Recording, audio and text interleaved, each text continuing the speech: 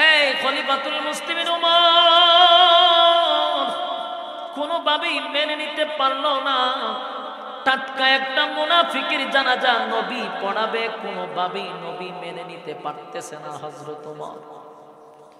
কিন্তু নবীর ডাইরেক্ট জানাজার নামাজ থেকে বাধাটুকু দিতে পারলো না।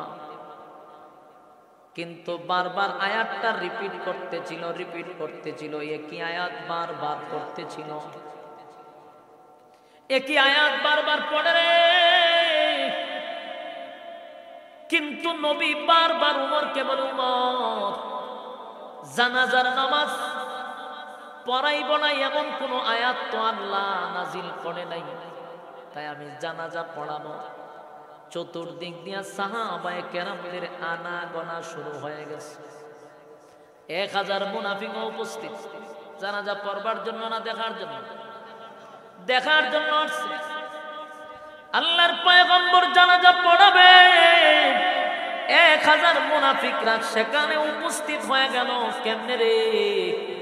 আমাদের লিডারের জানাজা মুহাম্মদ পড়ায়, যেই লিডারের নেতৃত্বে আমরা আব্দুল্লাহর পুত্র মুহাম্মদকে মারার জন্য চেষ্টা করলাম।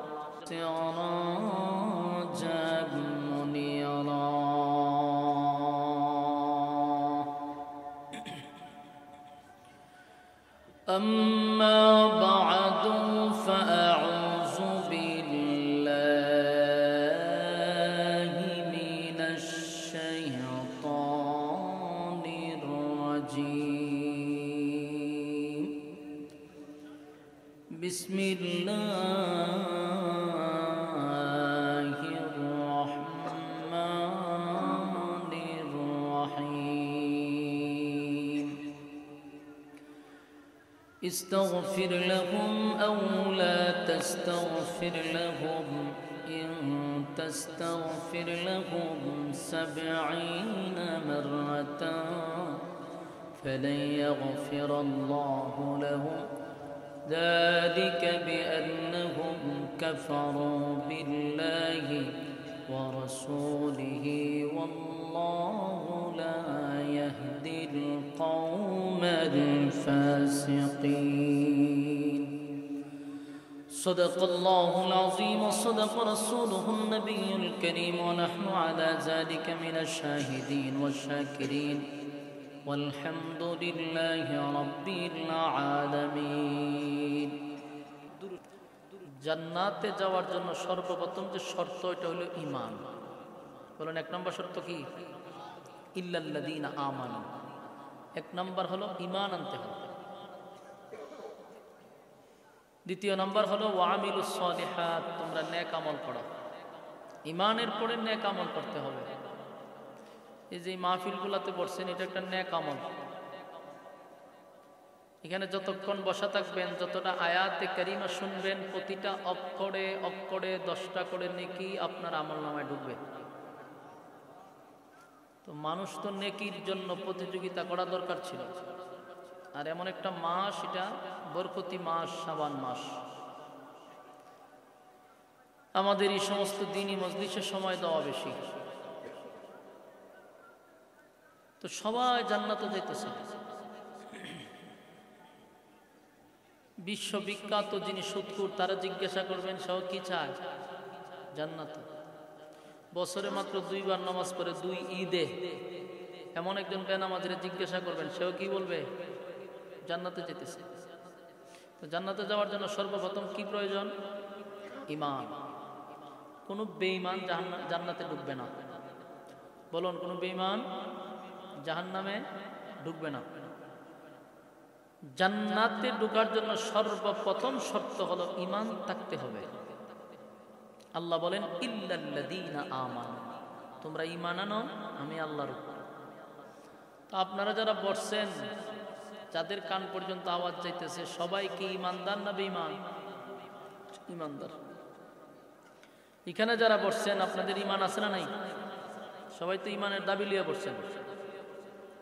তো ঈমানের দাবি নিয়ে বসার পরেও আল্লাহ কিন্তু কোরআনে প্রায় জায়গাতেই ঈমানদারের ব্যাপারে ওয়াজ করছে বেশি। কোনো বেঈমানকে ঈমান আনার কথা আল্লাহ বলে না। আল্লাহ বলেন ইয়া আইয়ুহাল্লাযীনা আমানুত্তাকুল্লাহা হাক্কা তুকাতিহ, হে ঈমানদারেরা আমি আল্লাহকে ভয় করো, ভয় করার মতো। এখানে কোনো বেঈমানরে বলে না, ঈমানদাররে বলছে। ইয়া আইয়ুহাল্লাযীনা আমানু কু আনফুসাকুম ওয়া আহলিকুম নারা, হে ঈমানদারেরা তোমরা জাহান্নামের আগুন থেকে বাঁচো, পরিবারেরও বাঁচাও। এখানে কি বেঈমানরে বলছে না ঈমানদাররে বলছে? আমরা একটু আওয়াজও দেন, এমনি তো আমারই আওয়াজ বাড়িতেছে। আবার যদি আপনারা গুরুস্থানের মতো মুর্দার মতো শুয়ে থাকেন তাহলে লাভ কি? আওয়াজ দিয়ে না, আওয়াজ দিয়ে। কিছু লোক আস্তে আস্তে ঢুকতেছে আর কিছু লোক হারিয়া যাচাই বাছাই করতেছে, ওখানে হারিয়া দেহে বক্তারে সিদ্ধান্ত নিতে পারতেছে না, কিতা করবো আমার। আচ্ছা এরা সিদ্ধান্ত নিতে নিতে আমার ওয়াজও শেষ হয়ে যাবে, আপনারা খালি একটু হা না ঠিক বেঠিকটা একটু বইলেন। বলুন কোরআনে আল্লাহ কোন বেঈমানরে ঈমানের দাওয়াত দিছে না ঈমানদাররে ঈমানের কথা বলে? ঈমানদাররে ঈমানের দাওয়াত দেয়, ঈমানদারকেই জাহান্নাম থেকে বাঁচার কথা বলে। ঘটনাটা কি? কারণ আমাদের কাছে কিন্তু ঈমান মাফার থার্মোমিটার নাই, যার জন্য কোনো বেশদারি লেবাসদারি ঈমানদাররেও বেঈমান কইতে পারবেন না। একজন বেনামাজিকে আপনি বেঈমান কইতে পারবেন না। সুদখুরও আমরা ডাইরেক্ট বেঈমান কইতে পারি না, ঘুষখুরও বেঈমান কইতে পারি না। কেন? থার্মোমিটার নেই। কিন্তু আল্লাহর কাছে থার্মোমিটার আসেনি। এই জন্য আল্লাহর থার্মোমিটার দিয়া দেহে আমাদের ঈমানের কৌটা জিরো। এই জন্য আল্লাহ বারবার কোরআনের বিভিন্ন জায়গায় শুধু ঈমানদাররে ওয়াজ করছে, হে ঈমানদারেরা ঈমান আনো, হে ঈমানদারেরা জাহান্নাম থেকে বাঁচো, হে ঈমানদাররা আমাকে ভয় করো, হে ঈমানদারেরা ইসলামের ভিতরে প্রবেশ করো। সব জায়গায় ঈমানদাররা দাওয়াত দিল কেন? কারণ ঈমানের দাবি যারা আমরা করছি, আমরার কাছে যদি মাফার থার্মোমিটার থাকতো তাহলে প্রায় জনের ঈমানি কৌটা জিরোতে এসে বসে রয়েছে, যেটা আমরা টেরও হইতেছি। বেশ ধরছি ঈমানদারের, কিন্তু ঈমানের কৌটা জিরো। কিন্তু এটা তো আমাদের কাছে নাই, আছে কার কাছে? আওয়াজ দেন, কার কাছে আছে? আল্লাহর কাছে। এই জন্য আল্লাহ দেখে আমরা ধরছি বেশ, আমরা কিন্তু দরবেশ না, আমরা ধরছি বেশ। বোঝা যায় আমরা পাক্কা ঈমানদার, কিন্তু ভিতরে ঈমান জিরো। আল্লাহ রাসূল বলেন জামানা আসবে ঘর থেকে মানুষ ঈমান নিয়ে বাহির হবে, সকালবেলা ঘরে ঢুকবে বেঈমান হইয়া। এটা 2024 সাল।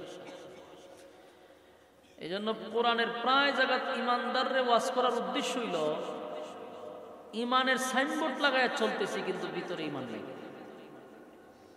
সতর্ক করতেছে আল্লাহ বারবার, ঈমান আন, ঈমান আন, ঈমান আন। শুধু বেশ দেখলেই ঈমানদার হওয়া যায় না। মক্কায় গিয়া নাম পালাইছে হাজি, দেশ পয়সা এর মতো হাজি কেউ নেই, কিন্তু বেশটা মারাত্মক। লম্বা দাড়ি, লম্বা পাঞ্জাবি, পাগড়ি সব ঠিকঠাক আছে, কিন্তু ভিতরে হুদ্দা শয়তানি আছে না নাই?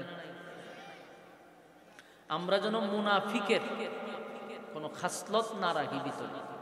মুনাফিকের স্বভাব আমাদের কাছ থেকে দূর করতে হবে।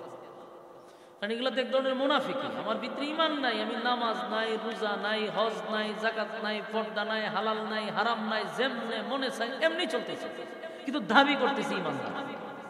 বলেন দাবির বেলায় কি? অথচ এখন তো নামাজ নাই, ফর্দাও মানে না, ঘুষও খাইতেছে, সুদও খাইতেছে, জেনা করতেছে, কিন্তু দাবির বেলায় হ্যাঁ ঈমানদার। এটা হলো এক নম্বরে মুনাফিকি। মুনাফিকি দূর করতে হবে। আর এই সমস্ত মুনাফিকের ব্যাপারে আল্লাহ আয়াতে কারীমা নাযিল করছে। আমার তেলাওয়াত কি তো আয়াত আল্লাহ বলেন যে রাসূল আপনি মুনাফিকের জন্য যদি 70 বার দোয়া করেন আমি দোয়া কবুল করব না। কথাটা কি বুঝতেছেন? যেই রাসূল হাত তুললে দোয়া কবুল, সেই রাসূলকে আল্লাহ বলতেছে আপনি একবার না, আপনি যদি 70 বারও দোয়া করেন আমি দোয়া কবুল করব না। বিষয়টা কত সাংঘাতিক!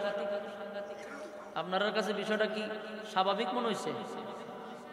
সাধারণ কথা না, কিন্তু যেখানে নবী হাত তুললে দোয়া কবুল, সেখানে আল্লাহ ভাই আপনি একবার কেন, আপনি যদি 70 বারও দোয়া করেন আমি আপনার দোয়া কবুল করতাম না। তাহলে বোঝা গেল মুনাফিক ইহুদিদের ছিল আরো খারাপ। রাসূল বলেন ইহুদি খ্রিস্টানরা আমার এত ক্ষতি করে নাই যেই ক্ষতিটা করছে মুনাফিকরা। এই জন্য জাহান্নামের সবচেয়ে নিকৃষ্ট জায়গায় মুনাফিক থাকবে। মুনাফিক কারা? মুনাফিকে চিনা যায়, মুনাফিকরে চিনা যায়, একটা বেঈমানরে চিনা যায়। এই জন্য কোরআনে দেখেন আল্লাহ কিন্তু বেঈমানরে দাওয়াত দিছে না ইমানে, কারণ এত সিল মারা বেঈমান। কিন্তু তুই তো ইমানদারের বেশ নিয়া ইমানের ভিতরে ঢুকে আসিস, মুসলমানের ভিতরে, এগুলোর ছাঁটাই করা যায়। মুনাফিক সবচেয়ে নিকৃষ্ট, আর মুনাফিককে ধরা যায় না। মুনাফিকের লেবাস বড় মারাত্মক। আল্লাহ রাসূল সাল্লাল্লাহু আলাইহি সাল্লামের কাছে একবার একটা লিস্টই আসছে, মুনাফিকের লিস্ট। তো মুনাফিকের লিস্টের মধ্যে সর্বপ্রথম হেডলাইনে যার নামটা লেখা ছিল, এই নাম দিকে রাসূল আশ্চর্য, কারণ এই লোকটা রাসূলের পিছনে নামাজ পড়ে। আপনার এলাকাতে নাউজুবিল্লাহ আসেনি? এটা কোন সময় পড়ে? মারা গেলে কেউ হইতিব তো। আপনি একটু চিন্তা করেন, রাসূলের পিছনে নামাজ পড়ে, কিন্তু এই লোকটা মুনাফিকের সর্দার হয়ে বসে রয়েছে। ধরবেন কেন? কারণ কোন অংশই তো সে কম না, ফাগরি আছে, মাথা জুব্বা আছে, দাড়ি আছে, রাসূলের মিসওয়াক পকেটে হেরো মিসওয়াক আছে, তো দেখতে বুজুর্গ, কিন্তু মুনাফিকের সর্দার হয়ে বসে রয়েছে। অথচ নামাজ পড়ে রাসূলের পিছনে আছে না নাই? এই জন্য বলছি মুনাফিকের চিনা বড় কঠিন। মুনাফিকের মুখে আল্লাহ মধু দিছে বেশি, এর মুখটা মাঝে মধু বেশি। এরা রস লাগায় লাগায় কথা বলবে, এরা চিনতে পারবে না। এরা সামনের দিকে একরকম সুরত, পিছনে সুরত আরেক রকম। আপনার সামনে একরকম, পিছনে আরেক রকম। রাসূলের সাথে তার এত সম্পর্ক, কিন্তু ইসলামের 12টা সে বাজাইতেছে লেবাস দিয়া। সে ইসলামের ক্ষতি করতেছে, ইসলামের ফাটল ধরানোর জন্য সে গ্রুপিং করে। এক নম্বরে তার নাম আল্লাহর রাসূল। এই কথাটা কাউকে বুঝতে দেয় নাই। রাসূল আগের থেকে টার্গেট আসিল, সন্দেহ তারে করত, সে যে মুনাফিক এটা রাসূল আগেই বুঝতে পারছে। কিন্তু লিস্টটি আসার পরে একদম কনফার্ম হয়ে গেছে যে সে শুধু মুনাফিক না, সে মুনাফিকের লিডার। রাসূল আগে সন্দেহ করছে, কিন্তু আল্লাহ লিস্টটি পাঠানোর পরে রাসূল বুঝতে পারছে যে আমি তো মুনাফিক মনে করছি, এদিন লিডার হয়ে বলেছে। তো এই বিষয়টা রাসূল কোনো সাহাবীকে বুঝতে দেয় না। সাহাবীরাও জানে হ্যাঁ যে কামিল, কিন্তু ডাইরেক্টলি বলা যাইতেছে, কারণ লেবাস, সুরত, কাজ কর্ম তো খুব সুন্দর। তো একদিন মুনাফিকের ছেলে আসছে রাসূলের কাছে, তার নাম হলো আব্দুল্লাহ, মুনাফিকের ছেলে। সে আবার কিন্তু রাসূলের একজন সাহাবী এবং রাসূলকে কলিজাত থেকে সে মহব্বত করে, খুব ভালোবাসে। রাসূলের কাছে এসে বলে, হুজুর আমার আব্বা মারা গেছে। তার মানে মুনাফিক মারা গেছে, মুনাফিকের লিডার আব্দুল্লাহ ইবনে উবা ইবনে সুলুল মারা গেছে। যেই মারা গেছে রাসূলের কাছে আসছে, তা আল্লাহ রাসূল জিজ্ঞাসা তখন আমি কি করব? হুজুর আমি জানি আমার আব্বা যে মুনাফিকের সর্দার আছে, আমি জানি আমার বাবা ইসলামের অনেক ক্ষতি করছে, আপনারে অনেক কষ্ট দিছে আমার বাবা, কিন্তু আমার তো বাপ, আমার তো কষ্ট লাগে, আমার কষ্ট লাগে। রাসূলকে এখন আমি কি করব? আপনি যদি আমার বাবার জানাজাটা পড়ায়া দেন, তাহলে আমার দিলে সাক্ষী দেয় আমার আব্বার গুনাহ আল্লাহ মাফ করে দিবেন। রাসূলের মায়া দয়া কম না বেশি? মায়া দয়া বেশি। আল্লাহর নবী বললেন, ঠিক আছে, আমার জানাজায় যদি তোমার আব্বার গুনাহ মাফ হয়ে যাবে তো অসুবিধা কি, আমি জানাজা পড়াই দিলাম। চিন্তা করেন রাসূলের মায়া দয়া কতটুকু।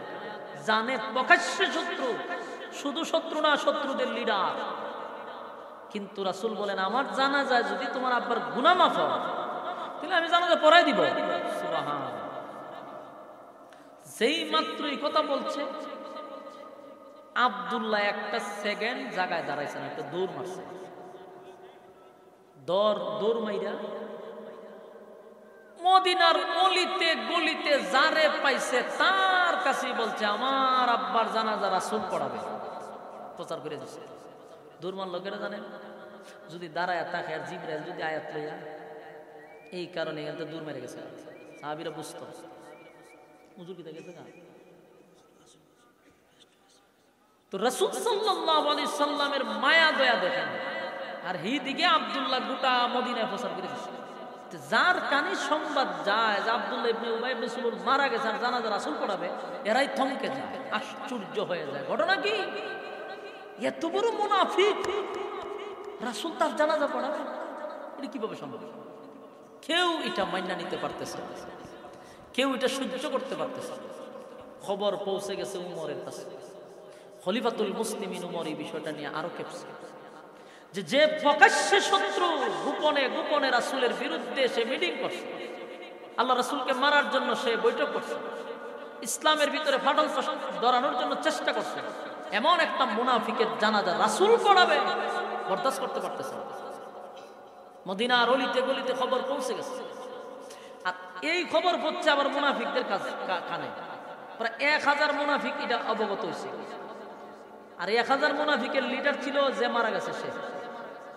এরা কয় আমরা লিডারের জানাজা পড়াইবো, এটা তো দেখার দরকার। এরা কিন্তু জানাজা পড়ার জন্য যায় না, দেখার জন্য গেছে। সবাই গিয়ে জানাজার মাঠে উপস্থিত। এখন কেউ সাহস পায় না রাসূলকে ডাইরেক্ট বলবে যে হুজুর হের জানাজাটা পড়াইয়েন না, কে বলবে? সাহস না। কিন্তু উমরের সাহস বেশি। কিন্তু উমর কাছে গিয়ে ডাইরেক্ট যে রাসূলকে বলবে যে জানাজা পড়াইয়েন না, এটা তো আদেশ হয়ে যাবে। উমর আদেশ করতে রাজি না। উমর করবে কি? ওই আয়াত পড়া শুরু করছে, ইস্তাগফির লাহুম আও লা তাস্তাগফির লাহুম ইন তাস্তাগফির লাহুম 70 মাররাতান ফালান ইয়াগফিরাল্লাহু লাহুম যালিকা বিআন্নাহুম কাফারু বিল্লাহি ওয়া রাসূলিহি ওয়াল্লাহু লা ইয়াহদিল কওমাল ফাসিকিন। হযরত উমর খলিফাতুল মুসলিমিন, হযরত উমর আল্লাহর পয়গম্বরকে ডাইরেক্ট কিছু বললেন না, ডাইরেক্ট জানাজার নামাজে বাধাও দিলেন না, বাধা দিলেন না, কিছু বললেন না। কিন্তু আয়াত নবীর কানে কানে বারবার আয়াতগুলা রিপিট করতেছিল, বারবার আয়াতটা পড়তেছিল। এই আয়াতের মধ্যে আল্লাহ যেটা বলছে, আল্লাহ নবী যেন বুঝে জানাজাটা যেন বাদ দেয়াতে, এটা হলো উমরের টার্গেট। বারবার নবীর সামনে আয়াতটা পড়তেছিল। আল্লাহ নবী বুঝতে পেরে হযরত উমরকে বললেন, উমর তুমি আমারে কি বুঝাইতে চাও, কি বলতে চাও? তুমি আমারে যে আয়াত বারবার শোনাইতেছ, এই আয়াতের মধ্যে আমার মালিক বলছেন আমি যদি মুনাফিকের জন্য একবার নয় গো, আমি যদি 70 বার দোয়া করি, আল্লাহ বলছেন দোয়া কবুল করবে না। এই আয়াতের মধ্যে আল্লাহ বলছেন 70 বার দোয়া করলেও মুনাফিকের জন্য আপনার দোয়া কবুল করব না।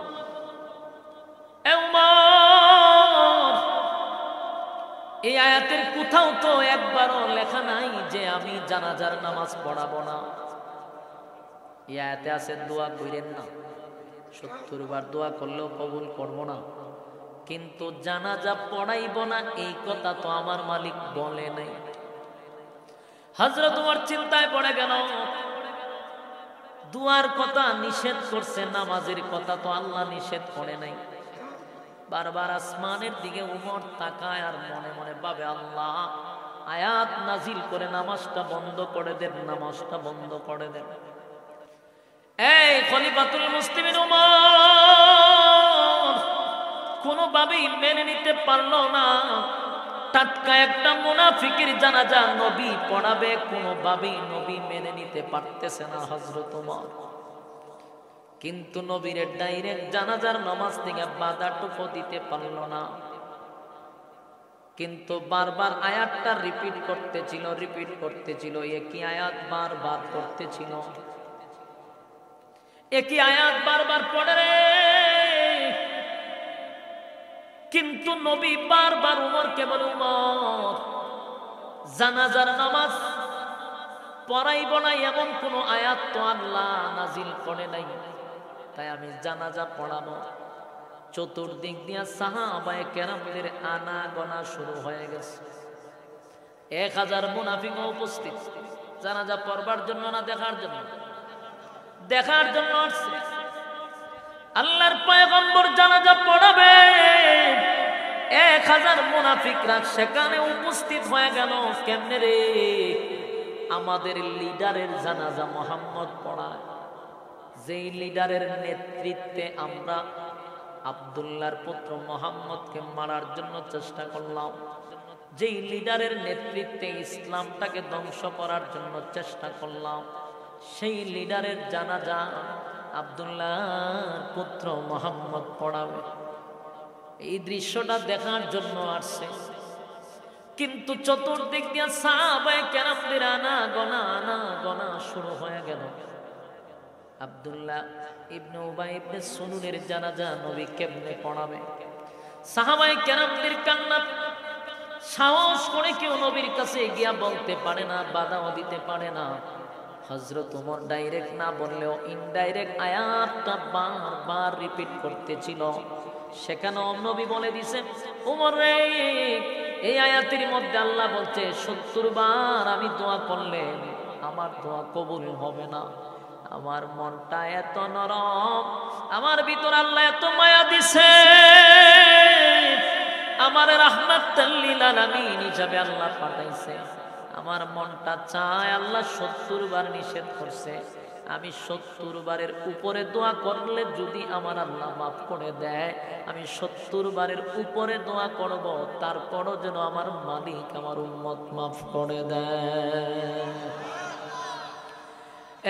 আশিক রাসূল, আমার নবীর কত মায়া দেখছো নি?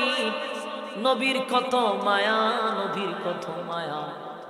একটা প্রকাশ্যে মুনাফিক সারাটা জীবন নবীর বিরোধিতা করলো, নবীরে মারার জন্য চেষ্টা করলো, ইসলামের ভিতরে ফাটল ধরানোর জন্য চেষ্টা করলো। সেই মুনাফিকের জানাজা পড়ানোর জন্য নবী প্রস্তুত। ওমর বারবার আয়াত করে নবী কয় 70 বার আল্লাহ নিষেধ করছে, আমি এর বেশি যদি দোয়া করলে মাফ করে দেয়। হঠাৎ করে পয়গম্বর আব্দুল্লাহ ইবনে উবাই ইবনে সুলুলের সামনে গিয়া দাঁড়ায়া গেল, লাশের সামনে দাঁড়াইয়া নবী মুখের দিকে একটু থুতু নিয়ে আব্দুল্লাহ ইবনে উবাই ইবনে সুলুলের মুখে লাগায়া দিছে। আপনার এলাকাত কি সুবহানাল্লাহ আছে? এটা বুঝেননি আপনারা? এই মাথা আসেনি থাকলে একটু হা না কইয়া, মাথা থাকবো ওই থেকে। আবার মাশাআল্লাহর জিকির লাগাই দিতাম, দেখতেন বেড়া বেড়ি সবাই পড়তো। গানের পাগল আপনারা। আল্লাহর নবীর থুতুর এত দাম, কিন্তু সেই থুতু লাগায় দিছে টাটকা মুনাফিকের মুখে। এটা তো আশ্চর্য হওয়ার কথা। সমস্ত সাহাবীরা অবাক হয়ে গেছে, ঘটনা কি? নবী যাই না শুই না একটা মুনাফিকের মুখে থুতু কেন লাগাইল? আল্লাহর নবী বলেন, আব্দুল্লাহ শুন, আমি নবীর থুতুটা তোর আব্বার মুখে লাগায়া দিছি রে, তোর আব্বার মুখে থুতু লাগায়া দিছি, যেন আমার মালিক তোর আব্বারে মাফ কইরা দেয়। নবীর কত মায়া! এখনো আল্লাহর কাছে নবী দোয়া করে যেন এই মুনাফিকের গুনাহ যেন আল্লাহ মাফ কইরা দেয়। অথচ আমাদের সমাজের চরিত্র হলো, কারো সাথে দুশ্মনী থাকলে মইরা গেলে জানাজা তো যায় না, আছে না? জানাজা তো যাইতে চায়। মানুষটা মারা গেছে, তার সাথে তোমার দুশ্মনী থাকতেই পারে, কিন্তু এর জানাজাটা তো বোঝাইতে চায় না। কত বড় নিকৃষ্ট হইলে এই মন মানসিকতা থাকতে পারে? আমার নবীর আদর্শ প্রকাশ্যে দুশ্মন, সারা জীবন নবীর বিরোধিতা করছে, তার জানাজা যায় নাই, তার মুখ তুতু লাগাই আল্লাহ যেন মাফ করে। আল্লাহর নবী আব্দুল্লাহ ইবনে উবাই ইবনে সুলুলের মতো মুনাফিকের মুখে তুতু লাগাইয়া আব্দুল্লাহরে বলে, আব্দুল্লাহ, তোর আব্বারে যেন আল্লাহ মাফ করে দেয়, আমি নবীর মুখের লালা তোর আব্বার মুখে লাগাইয়া দিছি। এই দৃশ্য দেখে সাহাবায়ে কেরাম অবাক যেমন হইছে, এর থেকে বেশি অবাক হইছে 1000 মুনাফিক, কিন্তু আড়াল থেকে জানাজা দেখতেছিল। এরা জানাজা পড়তে আসে নাই, দেখার জন্য আসছে। এরাও আশ্চর্য হয়ে গেল, ঘটনা বুঝলাম না। কিছুক্ষণ পরে সবাই খুশি হইল, হযরত উমর কিন্তু খুশি না। উমরের মেজাজ বড় বড়। উমরের সিদ্ধান্ত হলো এর মতো একটা মুনাফিকের জানাজা নবী পড়ার দরকার নাই। সারাটা জীবন আমার নবীর বিরোধিতা করছে, ইসলামের বিরোধিতা করছে। উমর খালি আসমানের দিকে তাকায় আর বলে, আল্লাহ জানাজাটা বন্ধ কইরা দেন, জানাজা বন্ধ করে দেন। কিন্তু নবী আরো আশ্চর্য করে দিল, আরো আশ্চর্য করে দিল। নবী কাছে গিয়া নবীর জুব্বাটা কইলা বলাইছে। জুব্বাটা কইলা আব্দুল্লাহ ইবনে উবাই ইবনে সুলুল টাটকা মুনাফিকের শরীরে কাপন স্বরূপ পড়ায়া দিছে। একটা জবান বন্ধ রাখবেন না, বলুন আল্লাহু আকবার। আর জোরে বলুন আল্লাহু আকবার। এই ইমানের আওয়াজ দিয়া বলুন আল্লাহু আকবার। নবীর কত মায়া, নবীর কত মায়া। আব্দুল্লাহ ইবনে উবাই ইবনে সুলুল কত বড় মুনাফিক, কত বড় মুনাফিক। তার শরীরে নবীর জুব্বা দিয়া কাফন স্বরূপ পড়ায়া দিছে রে। সাহাবায়ে কেরাম আর বরদাস্ত করতে পারে না, মাটিতে পইরা গইরাইয়া কান্না শুরু করছে। সাহাবীরা বলে, সাহাবী হইয়া নবীর জুব্বা পাইলাম না গো, সাহাবী হইয়াও নবীর জুব্বাটা পাইলাম না। একটা টাটকা মুনাফিক নবীর জুব্বা পাইল। সাহাবায়ে কেরাম কান্না শুরু করছে। হযরত ওমর বারবার তাকায় আর চিন্তা করে, এত বড় মুনাফিকের শরীরে আমার নবীর জুব্বা লাগায়া দিছে। হায় রে, এই দৃশ্য দেখে 1000 মুনাফিক তারা আসছিল জানাজা দেখার জন্য। তারাও আশ্চর্য হয়ে গেল, তারাও আশ্চর্য হয়ে গেল। তারা চিন্তায় পড়ে গেল, যেই লোকের নেতৃত্বে আমরা মুহাম্মদের ক্ষতি করলাম, ইসলামের 12টা বাজাই নাও, আজকে সেই নেতার প্রতি মুহাম্মদের এত মায়া, এত মায়া, এত মহব্বত।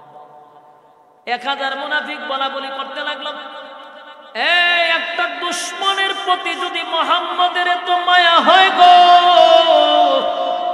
একটা দুশমনের প্রতি যদি মুহাম্মদের এত মায়া, এত মায়া, এত মায়া, এত মায়া হয়, তাহলে তার বন্ধু হইলে কেমন মায়া হবে। সুবহানাল্লাহ। দুশমনের প্রতি নবীর এত মহব্বত আর ভালোবাসা, দুশমনের প্রতি এত মহব্বত আর ভালোবাসা, তাহলে আমরা যদি তার বন্ধু হই আমাদের প্রতি কতটুকু মায়া মহব্বত হবে। 1000 মুনাফিক এই দৃশ্য দেখা আর একটা সেকেন্ডও দাঁড়ায় নাই, দৌড়াইয়া নবীর কাছে গিয়া দাঁড়ায়া গেছে। আল্লাহর নবীর কাছে গিয়া বলে, নবী গো, যেই লোকটার আপনি নিজের জুব্বা পড়ায়া দিলেন, নিজের মুখের তুথু লাগায়া দিলেন গো নবী, এই লোকটা হলো মুনাফিকের সর্দার। গোটা জানাজার মাঠ সবাই কিন্তু শুনছে। 1000 মুনাফিক বলে, এইটা হলো মুনাফিকের লিডার, আমরা তার কর্মী, তার নেতৃত্বে আমরা কাজ করছি, ইসলামের ক্ষতি করছি, আপনারে মারার গভীর ষড়যন্ত্র করছি, কিন্তু আপনি তার জুব্বা পড়ায়া দিলেন। আপনার জুব্বা এমন একজন লিডারের শরীরে পড়ায়া দিলেন যে আপনার প্রকাশ্যে গোপনে সর্বদিক দিয়া শত্রু। আপনার এই মায়া মহব্বত আর ভালোবাসা, আপনার এই চরিত্র আমরা দেখে পাগল হয়ে গেছি, আর দেরি করতে চাই না, পড়ায়া দেন লা ইলাহা ইল্লাল্লাহু মুহাম্মাদুর রাসূলুল্লাহ সাল্লাল্লাহু আলাইহি ওয়াসাল্লাম। এই যুবক ভাইরা, আশিকে রাসূলরা দিলের কান লাগায়া শুনে, আমার নবীর সামান্য একটু আজিম চরিত্র দেখাইয়া 1000 মুনাফিকরে কালেমা পড়া মুসলমান বানায়া দিছে। এই একটু মহব্বত মুখে তুতু আর একটা জুব্বা পড়াই, নবীর এই ভালোবাসা আগ্রহ দেখে বেঈমানরা কালেমা পড়া মুসলমান হইতে বাধ্য। সুবহানাল্লাহ। মরছে কয়জন? কালেমা পড়ছে কয়জন? 1000। সুবহানাল্লাহ। মুনাফিক মল্ল একটা, কালেমা হলো 1000। আমার নবীর চরিত্র ছিল আজিম, আজিম চরিত্র, আজিম চরিত্র, আজিম চরিত্র, যে চরিত্রে কোনো স্পট নাই। ওয়া ইন্নাকা লাআলা খুলুকিন আযীম। আমার নবীর চরিত্র আল্লাহ নিজেই সার্টিফিকেট দিল, সেই নবীর চরিত্র আখলাক দেখা বেঈমানরা কালেমা পয়রা ঈমান আনছে। 1000 মুনাফিক ডাইরেক্ট কালেমা পড়ছে। কিন্তু উমরের এখন কথা হলো, এতক্ষণ নবীর আমি আয়াত পয়রা শুনাইছি যে সে মুনাফিক, আপনি তার জন্য দোয়া করলে আল্লাহ দোয়া কবুল করবে না, আয়াত পয়রা শুনাইছি। কিন্তু এখন নবী তো জানলো স্পষ্ট সে যে মুনাফিক ছিল, মুনাফিক না লিডার ছিল। এখন কেমনে রে নবী তার জানাজাটা পড়াবে? উমর এই চিন্তাতেই আছে। আমার কথা বুঝতেছে? সবাই এক চিন্তার, উমরের চিন্তা আরেকটা। উমরের কথা হইলো এখন তো নবী জানছে, মাঠ ভরা মানুষ জানছে সে প্রকাশ্যে মুনাফিক। যদি হয়ে থাকে প্রকাশ্যে, তাহলে নবী কেমনে তার জানাজাটা পড়ায়? আল্লাহ না নবীরে নিষেধ করলো, ইস্তাগফির লাহুম আও লা তাস্তাগফির লাহুম ইন তাস্তাগফির লাহুম ৭০ মাররাতান ফালান ইয়াগফিরাল্লাহু লাহুম যালিকা বিআন্নাহুম কাফারু বিল্লাহি ওয়া রাসূলিহি ওয়াল্লাহু লা ইয়াহদিল কওমাল ফাসিকিন। আল্লাহ না এই আয়াত নাজিল করলো মুনাফিকের ব্যাপার। পয়গম্বর তো স্পষ্ট জানছে গো, সে শুধু মুনাফিক ছিল না, মুনাফিকের লিডার ছিল, লিডার ছিল, লিডার ছিল। এরপর নবী কেমনে সিদ্ধান্ত নেয় জানাজা পড়াবে? বারবার নবীর সামনে আবার আয়াত পড়া শুরু করছে, নবী যেন থেমে যায়, আটকে যায়।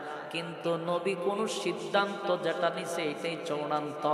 আল্লাহ নবী সবাইকে অবাক করে পয়গম্বর মুনাফিকের জানাজার জন্য নিয়ত করলেন। জানাজা শুরু করেছে, সবাই জানাজায় দাঁড়াইছে, উমরও দাঁড়াইছে। জানাজার নামাজ কমপ্লিট হয়েই গেল। এতবার উমর চাইছিল যেন জানাজার নামাজটা বন্ধ হয়ে যায়, কিন্তু পারল না। নবীর চূড়ান্ত সিদ্ধান্ত হলো নামাজ পড়ায়া দিব, নামাজ পড়ায়া দিল। এখানে একটা কথা হলো, নবী তারে জুব্বা কেন পড়াইল? নবী জুব্বা পরানোর কারণ ছিল যুদ্ধের ময়দানে আল্লাহ নবী বলেন, এ আব্দুল্লাহ শুন, তোর আব্বারে কেন আমি আমার জুব্বা কইলা দিলাম। যুদ্ধের ময়দানে যখন সাহাবায়ে কেরাম শাহাদাত বরণ করলো, এর মধ্যে আমার চাচাও শাহাদাত বরণ করলো। সাহাবীদেরকে কাপন পরাবো, কাপড় নাই। সাহাবীদের জুব্বা তুলে গুনে সাহাবীদেরকে জুব্বা পরায়া কাপন স্বরূপ দাফন করছে। এর মধ্যে আমার চাচা ছিল, তার শরীর ছিল মোটা, স্বাস্থ্যবান, লম্বা, যার তার জুব্বা তো আমার চাচার শরীরে লাগে না। আব্দুল্লাহ রে, তোর আব্বাও ছিল লম্বা, মোটা, স্বাস্থ্যবান। সেদিন তোর বাবার জামাটা খুলে আমার চাচারে কাপন স্বরূপ পরায়া দিছিল। আমি নবী তোর আব্বার কাছে ঋণী ছিলাম, তাই আজকে আমার জুব্বা দিয়ে আমি ঋণ থেকে মুক্তি হয়েছি রে। এই জন্য আমি জুব্বা দিছি, এই জন্য জুব্বা দিছি। সাহাবায়ে কেরাম যে কষ্ট পাইছিল কিছু হালকা হয়েছে, যে নবী তো ঋণী ছিল, ঋণ থেকে নবী মুক্ত হয়েছে। এখন তাকায়া দেখেন জানাজা তো কমপ্লিট হয়েই গেল। লাশ লইয়া যখন কবরে যায়, হযরত ওমর কিন্তু সবার থেকে একটু আলাদা, নবীর দিকে নজর রাখতেছিল। তাকায়া দেখে আল্লাহর পয়গম্বর হেঁটে হেঁটে গুরুস্থানে যায় কবরের পাশে।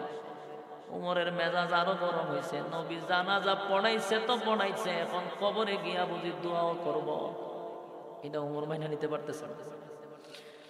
উমর নবীর পিছনে তাকায় এখন সর্বনাশ, জানাজা নবী পড়াইছে কিন্তু এখন দোয়া করতে যায় কেন? বারবার আসমানের দিকে তাকায়, আল্লাহ নবী তো জানাজা পড়াই দিল, আপনারা নিষেধ করলেন দোয়া করার জন্য, কিন্তু নবী দি যায় দোয়া করত। ঘটনা কি? আল্লাহর পয়গম্বর গেলেন জানাজা পড়াইয়া কবরে গেলেন। দাফনের পরে নবী দুইটা হাত উত্তোলন করে দোয়া করবে, হাতটা তুলছে, এমনি জিবরাইল হাজির। আপনার এলাকা সুবহানাল্লাহ জানি, হাত তুলতে দেরি, জিবরাইল হাজির হতে দেরি নাই। জিবরাইল বলে, নবী গো দোয়া করবেন পড়ে, এখন দোয়া করেন না, হাতলাম হাত। নবী হাতলাম হাত, আগে কথা শুনে, আপনি দোয়া করবেন না, আপনার উমরের সিদ্ধান্ত চূড়ান্ত সিদ্ধান্ত। আসেনি সুবহানাল্লাহ। আল্লাহ উমরের সিদ্ধান্তটা পছন্দ করছে। উমরের মর্জি মিজাজ মতো আমার আল্লাহ আয়াত নাজিল করছে। সুবহানাল্লাহ। এজন্য উমরকে বলা হয় মেজাজে ওহী। উমরের মর্জি মিজাজ মতো আল্লাহ কোরআনে বহু জায়গায় আয়াত নাজিল করছে। সুবহানাল্লাহ। সাধারণ কোন ব্যক্তি না হযরত উমরের মেজাজে যেটা কয় আল্লাহ এই আয়াত নাজিল করে দেন। সাধারণ সাহাবী মর্জি মেজাজ মতো আয়াত নাজিল হয়েছে। উমর যেটা চাইছিল মনে মনে আল্লাহ এই আয়াত নাজিল করছে। সুবহানাল্লাহ। ফেরেশতা জিবরাইল বলে নবী গো দোয়া করবেন না, দোয়া করবেন না, আপনার উমরের সিদ্ধান্ত আল্লাহর কাছে বড় পছন্দ, তাই উমরের মেজাজ মতো আল্লাহ আয়াত নাজিল করছে। আয়াতটা আগে শুনেন। ওয়ালা তুসাল্লি আলা আহাদিন মিনহুম মাতা আবাদান ওয়ালা তাকুম আলা কবরি। আল্লাহ কয় জানাজার নামাজ পড়ছেন ভালো কথা, কিন্তু এখন আয়াত শুনেন ওয়ালা তুসাল্লি আলা আহাদিন মিনহুম মাতা আবাদান ওয়ালা তাকুম আলা কবরি। আল্লাহ হয় ভবিষ্যতে, আগামীতে, নেক্সট টাইম আর কোন মুনাফিকের জানাজা আপনি পড়বেন না। কথা কি বুঝতেছেন আমার? ওই যে নবী কইছিল যে আমার কাছে আয়াত নাজিল হইছে মুনাফিকের লাগি আমি যেন দোয়া না করি, কিন্তু জানাজার নামাজ পড়ব না এমন আয়াত তো নাজিল হইছে কইছিল না। তুই উমর তো চিন্তা করে আছে আল্লাহ আপনি আয়াত নাজিল করলেন মুনাজাতের, তো জানাজারটা করলেন না। ওই উমরের মর্জি মিজাজ মতো আয়াত নাজিল হইছে ওয়ালা তুসাল্লি আলা আহাদিন মিনহুম মাতা আবাদান ওয়ালা তাকুম আলা কবরি। যে আপনি ভবিষ্যতে, আগামীতে, নেক্সট টাইমে কোন সময় মুনাফিকের জানাজা পড়বেন না। এরপর আল্লাহ বলেন ওয়ালা তুসাল্লি আলা আহাদিন মিনহুম মাতা আবাদান ওয়ালা তাকুম আলা কবরি। এরপর আল্লাহ কয় কোন মুনাফিকের কবরের সামনে দাঁড়ায় আর দোয়া করবেন না। বলুন উমরের মেজাজ মতো হইছে নি? এক কথা বলেন না দেখি। উমরে চিন্তা করছে জানাজা পড়াইতে পড়াইতে ভালো কথা, ওখান দিয়ে আবার কবরের সামনে যাও গিয়ে দিন নবী দোয়া করতে চায়। ওই আল্লাহর দ্বারা আল্লাহ ডাক দেখো আল্লাহ আপনি আটকান, তাড়াতাড়ি আটকান। আল্লাহ আটকাই দিচ্ছে। উমরের জবান সাধারণ, উমরের মেজাজ কি সাধারণ। এই জন্য নবী কইছিল আমার পরে যদি কেউ নবী হইতো তাহলে উমর আল্লাহ নবী বানাইতো না, কারণ আমার পরে তো নবী আর আসবে না। যদি আসতো তাহলে উমর হইতো। সুবহানাল্লাহ। কারণ মেজাজ আল্লাহ এত পছন্দ করে। আল্লাহর হাবিব যখন দোয়া করবে আয়াত নাজিল হইছে। ফেরেশতা জিবরাইল বলেন নবী গো আল্লাহ আয়াত নাজিল করে জানায়া দিছে আর কোন সময় আপনি জানাজা মুনাফিকের পড়াইতে পারবেন না, সম্পূর্ণ নিষেধ। মুনাফিকের কবরের সামনে দাঁড়ায়া দোয়া করাটাও নিষেধ। এখন এখানে একটা প্রশ্নটা আপনাদের মাথার প্রশ্ন, কিন্তু আমার মাথা টানছে এটা আপনারা প্রশ্ন করার দরকার ছিল। এখানে একটা প্রশ্ন জাগে। প্রশ্নটা হলো আয়াত যেহেতু নাজিল হইছে তাহলে আব্দুল্লাহ ইবনে উবাই ইবনে সুলুলের জানাজার নামাজের আগে না আয়াতটা নাজিল হইতে চলতো। এটা কোন মাথায় কিন্তু এটা ধরে যে আয়াত নাজিল হইছে যে আপনি আর মুনাফিকের জানাজা পড়াবেন না, কবরের সামনে দোয়া করবেন না। তাহলে এই আয়াতটা জানাজার আগে কেন নাজিল হলো না? জানাজাও কমপ্লিট হইলো, আয়াতও নাজিল হইলো, তাহলে ফাঁকে তো এক মুনাফিকের জানাজা হয়ে গেছে। আর এ সাধারণ মুনাফিক না, মুনাফিকের লিডারের জানাজা হচ্ছে। এক কথা বলেন না দিক।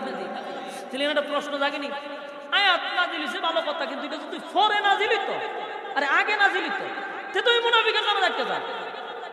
কিন্তু জানাজাও কমপ্লিট, আয়াত নাজিল আর পড়বেন না, তাহলে ফাঁকা তাদের লিডার গেল না। এইখানে একটা তাফসীর কারকরা এটার একটা ব্যাখ্যা করছে, যেটার কারণ আছে। কারণটা কি? মনোযোগ দিয়ে শুনুন। ওই যে মুনাফিকের ছেলে নাম হলো আব্দুল্লাহ, এই আব্দুল্লাহ কিন্তু রাসূলের কাছে গেছে, গিয়া কি বলছে যে আমার আব্বা মারা গেছে। রাসূলকে আমি কি করতাম, আপনি যদি আমার আব্বার জানাজাটা পড়ায়া দেন তাহলে আমি মনে করব আমার আপনার জানাজার বরকতে আমার আব্বার গুনাহ মাফ করে দিন, বলছিল নি? তো নবী কি বলছে, ঠিক আছে আমি জানাজা পড়াইলে যদি তোমার আব্বার গুনাহ মাফ করে দেয় আমি জানাজা পড়ায়া দিব। বলুন জানাজা পড়ায়া দিব। আব্দুল্লাহ কি করছে, সারা মদিনায় ছড়াই দিছে। এখন যদি নবী জানাজা না পড়াইতো তাহলে নবীর জবানের আর গুরুত্ব থাকে না। কথা কই না দি? যদি জানাজার নামাজ আল্লাহ আটকায়া দেয় তাহলে নবীর কথার ওজন কমে যায়। কারণ নবী না বলছে আমি পড়াইয়া দিব, এখন যদি আল্লাহ পড়াইতে দেয় না তাহলে নবী একদিকে কথার দিক দিয়ে নবীর ওজন কমে যায়। সারা মদিনার মানুষ জানছে নবী জানাজা পড়াবে, এখন জানাজা পড়াইলো না, এখানে নবী হালকা হয়ে যায়। আল্লাহকে আমার বন্ধুর আমি হালকা হতে দিব না। সুবহানাল্লাহ। বাড়ি দিয়া আল্লাহ নবীর প্রতি কত মায়া মহব্বত চিন্তা করছে। নবী বলছে পড়াইয়া দিব, এই জন্য নবী জানাজা আটকে গেলে আল্লাহ দিশা বলছে পড়াই দেন। পড়াইলে পরে এরপর আইন কারণ শুরু করুন, আগে আপনি পড়ান। যেহেতু মদিনা আর আব্দুল্লাহ খুব চালু, মদিনা দিছে প্রকাশ করে নবী জানাজা পড়াবে আমার আব্বার। এখন নবীর জানাজা আটকাইলে নবীর ওজন থাকে না, কথার ওজন থাকে না। আল্লাহ কয় আমার বন্ধু যেন সামান্য পরিমাণ লজ্জিত না হয়। মুনাফিকের লিডার তো জানাজা পড়ায় দেন, অসুবিধা নাই, তবে আব্দুল্লাহ ইবনে উবাই ইবনে সুলুলকে আমি মাফ করব না। আল্লাহ কি মাফ করছে? না না না, মাফ করবে না। নিকৃষ্টতম জায়গায় আব্দুল্লাহ ইবনে উবাই ইবনে সুলুলের জায়গা জাহান্নামে। মুনাফিক সবচেয়ে ভয়ঙ্কর, আর মুনাফিকগুলা ইসলামের ভিতরে আছে। কথা কই না দি? মুনাফিক কই থাকে?